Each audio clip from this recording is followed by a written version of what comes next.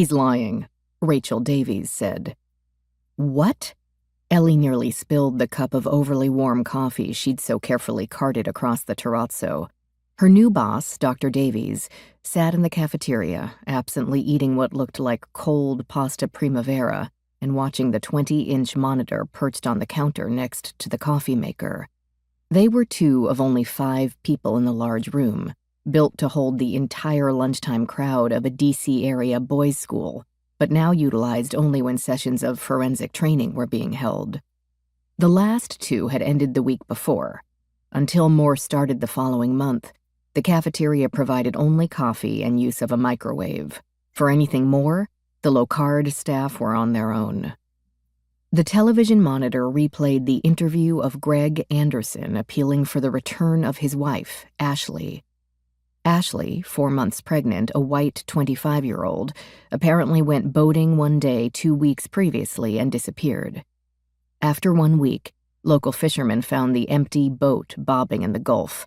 Though boating accidents were hardly unheard of in coastal areas, Ashley's case stayed in the news, mostly because of her father.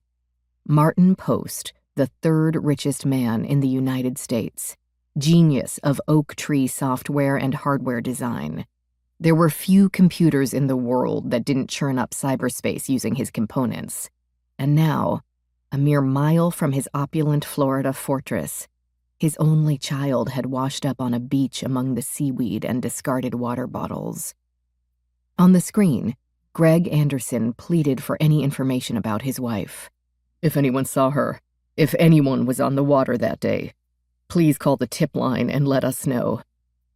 Ashley is the joy of my life, and that we were about to have our first baby."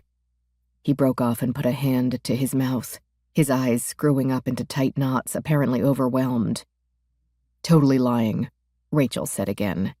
Again, Ellie's gaze swung from her to the television and back again. "How do you know that?" "First, he speaks of her in the past tense. She is in the past tense. Not then.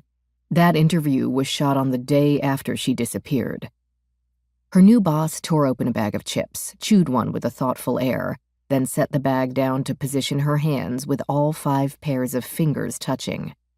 Second, he held his hands like this. Like he was praying. Not exactly. The palms aren't touching, the fingers aren't interlaced.